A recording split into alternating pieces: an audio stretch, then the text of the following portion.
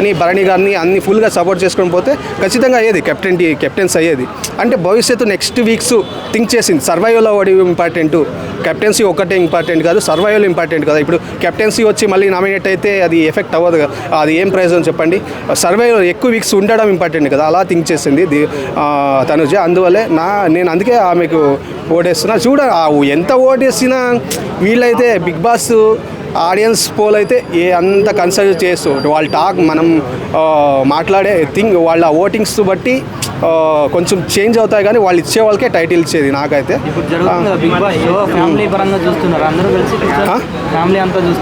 లేదు అంత బాగాలేదు, కొన్ని అలా ఉంది కథ. చూడాలి ఏమవుతుందో. అంటే ప్రతి సీజన్లోనూ కొన్ని ఉన్నాయి. ఇంకా ఇంకొకటి అలాగే అలవాటు అయిపోతుంది. ఇప్పుడు ఉండే సిచ్యువేషన్కి జనరేషన్స్కి అది అలవాటు అయిపోయింది.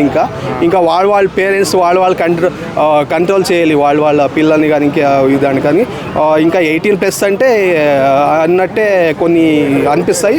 అందరూ అయితే చూడలేరు, కొన్ని ప్రతి ఒక్కటి అని చెప్పలేము, కొన్ని అది అలవాటు అయిపోయింది. ఎందుకంటే మనం ఉండే ఇది రియాలిటీ షో అన్నప్పుడు కొన్ని ఉండాలి. అంటే ఇంకా మనదే ఇంకా బెటర్. ఇంకోటి ఈ విషయంలో మనదే ఇంకా తెలుగులో బెటర్. ఇంకా కొన్ని బాలీవుడ్ అవి అయితే చూస్తే ఇంకా మొన్న వీక్లో ఒక్కటి డిసప్పాయింట్ అయింది. ఇదేది అది వీళ్ళు వైల్డ్ కార్డ్ ఎంట్రీ ఉన్నప్పుడు అవి ఒక గోల్డ్ అవి ఒక్కొక్కరి పవరాస్త్ర వాళ్ళకి స్టోన్ ఇచ్చి పంపారు. 2 స్టోన్లు నాగార్జున గారు ఇచ్చారు. ఇంకొకటి కన్నడ బిగ్ బాస్, మళ్ళీ కిచ్చా సుదీప్, మళ్ళీ విజయ్ సేతుపతి, ఇంకొకరు ఈయన మోహన్ లాల్ ఇచ్చారు. ఇంకొకటి లాస్ట్ స్టోన్ యాక్చువల్లీ నా థింకింగ్ అయితే బాలీవుడ్ ఈయన సల్మాన్ ఖాన్ గారు సపోర్ట్ చేయాల్సింది, ఆయన ఇవ్వాల్సింది. లాస్ట్ స్టోన్ కూడా ఈయన నాగార్జున గారు. స్టార్టింగ్ ఆల్రెడీ 2 ఇచ్చారు కదా స్టోన్స్. వీళ్ళకి కొంచెం అది నాకు నచ్చలేదు. అంటే ఆల్రెడీ మనం సినిమా వైజ్ చూసాం కదా ఎంత ఇంప్రూవ్ అయ్యాం టాలీవుడ్. అది కొంచెం అయితే ఉంది. ఖచ్చితంగా చూస్తే ఆ స్టోన్ ఇవ్వలేదంటే సల్మాన్ ఖాన్ గారి మీద అది కొంచెం నాకు అప్సెట్. ఆయన అన్నీ ఇప్పుడు చిరంజీవి మూవీలో వచ్చి బాగా యాక్ట్ చేశాడు, అది కొంచెం పాజిటివ్ ఉండేది గాడ్ ఫాదర్ మూవీలో. కానీ అలా చేసినప్పుడు బిగ్ బాస్ షోలో నాకు అప్సెట్ అయింది. లాస్ట్ ఖచ్చితంగా ఆ స్టోన్ ఇచ్చి ఆయన మామూలు వీకెండ్ ఎపిసోడ్ చూసే తెలుస్తుంది ఖచ్చితంగా. ఆ విషయంలో చాలా అట్టయ్యా. చూడాలి. నెక్స్ట్ వైల్డ్ కార్డు ఈజీగా దొరికిపోయారు. 2-3 డేస్లోనే పాయింట్స్ దొరికిపోయారు. లాంగ్వేజ్ ఫ్లోరా సైని గారు ఆల్రెడీ ఒకరున్నారు, అది మళ్ళీ ఇంకొకరిని అబ్బాయిని తీసుకొచ్చి తెలుగు నేర్పించండి. అదేంటి ఈసారి ఘోరం utter flop Bigg Boss season.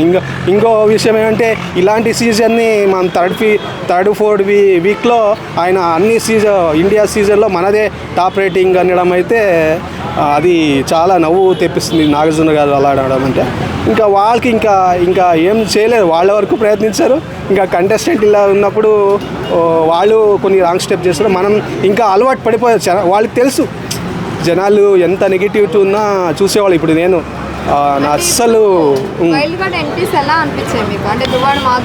అదే అండి, ఖచ్చితంగా ప్లాఫ్. ఆమె వస్తూనే గొడవలు పడింది. మళ్ళీ నామినేషన్ టైంలో మాకు సరిగా వెల్కమ్ చేయలేదు. అది ఇది వచ్చిన వాళ్ళకి చెప్పాలి కదా రూల్స్. ఏదో టిఫిన్ లేట్ అయింది అని అది గొడవ విషయంలో మాకు తెలియదు కదా అది ఇది అంది. ఆమె తెలియనప్పుడు కొన్ని ఓపిక్గా కొన్ని చూడాలి, గేమ్ని కొంచెం అబ్జర్వ్ చేయాలి. 2-3 డేస్ వస్తూనే గొడవ పడడం, జస్ట్ కూర్చో అంటే పవన్ కళ్యాణ్ కూర్చో అంటే దాన్ని పెద్ద ఇష్యూగా పెద్ద విషయంగా గొడవ పడడం. ఇంకా కొన్ని విషయాలు ఓవర్గా గొడవ పడడం. అంతకుముందు శ్రీజ మనం చూసాం కదా, అలా ఉంది. శ్రీజ నాకు ఆమె 2 వీక్స్ అయినా తర్వాత బాగా ఆడింది. కానీ ఆ 2 వీక్స్ ఇంపాక్ట్ ఎక్కువ పడింది ఆడియన్స్కి.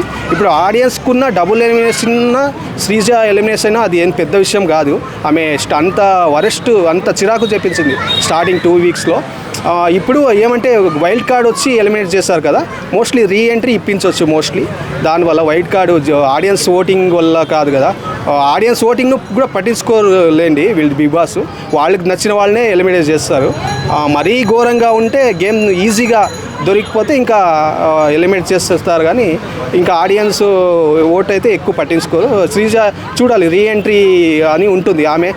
ఆమె ఇంతకు ముందులా గేమ్ అయితే చేంజ్ చేసుకున్నప్పుడే ఎలిమినేట్స్ వైల్డ్ కార్డ్ అయింది. ఇంకా ఆమె రీఎంట్రీ ఇస్తే ఎలా ఉంది అనేది చూడాలి. ఆయుష తనుజని టార్గెట్ చేస్తాను మీకు అనిపిస్తుంది? క్లియర్ కట్గా ఆమెనే ఒప్పుకుంది, ఖచ్చితంగా నేను నీకే టార్గెట్ చేస్తున్నా అని ఒప్పుకుంది. పాయింట్ టు పాయింట్ కరెక్ట్గా మాట్లాడింది. ఇంకొకటి అది ఒక సీరియల్ గురించి అలా మాట్లాడడం, సీరియల్ చాలు అని అన్నట్టు. మా సీరియల్ మనం ఒకప్పటిలా లేవు సీరియల్. మనం చూస్తాం ఒకప్పుడు ఎలా అంటే ఒక స్టోరీ ఉంటే దాన్నే ఎక్కువ రోతలా లాగేవాళ్ళు. ఇప్పుడు ఎలా అంటే మనం సినిమాల్లో కూడా చూడం అలాంటి ట్విస్టులు, ఆలోచనలు అలా సీరియల్లో అలా పెడుతున్నారు. ఎవరో సీరియల్ చూసే వాళ్ళకి తెలుస్తుంది. అంటే సీరియల్ అంటే అవి ఎపిసోడ్లు సినిమాలో ముగించారు కాబట్టి అలా అనిపిస్తుంది. అంటే అలా అనడం, సీరియల్ చాలు అనడం, సీరియల్ని కంపేర్ చేయడం అదైతే రాంగు. జస్ట్ చెప్పాల్సింది నార్మల్గా నువ్వు ఏడుస్తున్నావు ప్రతిసారి అది అని చెప్పాల్సింది గట్టి అదే విషయం. ఇంకా మిగతా విషయంలో పాయింట్ పాయింట్ చెప్పింది. అంటే అలా చెప్పి ఆమె నిలబెట్టుకోలేకపోయింది. ఎందుకంటే బాల్ టాస్క్లో అది విస్తున్నప్పుడు నాకు ఇవ్వాలి కదా, మనం మాట్లాడుకున్నాం కదా అని అబ్బాయిలతో, మీరు అబ్బాయిలు, ముగ్గురు అబ్బాయిలు, మేము అమ్మాయిలు అది అనడం ఇప్పుడు అది మైనసే కదా. ఆ పాయింట్స్ని రివర్స్గా చెప్పింది. నామినేషన్ చేసినప్పుడు రివర్స్గా అదే పాయింట్స్ తనుజ రివర్స్ అయ్యేసాక చెప్పింది. కౌంటర్ ఆమె చేయకూడదు కదా. ఆమె వరకు పోరాడాలి, ఇవ్వకపోతే సరే అని వదలాలి. ఆమె కూడా బాల్ ఇచ్చారు కదా, ఆమె పోరాడి తీసుకోలేదు ఆ బాల్. ఆయన ఇంకా ఆమె అంతలా ఏడ్చేసరికి, బాధపడేసరికి ఇచ్చాడు అయేషకి. అతను గౌరవ నిఖిల్ అతని పేరు గుర్తులేదు, ఇద్దరు ఉన్నారు.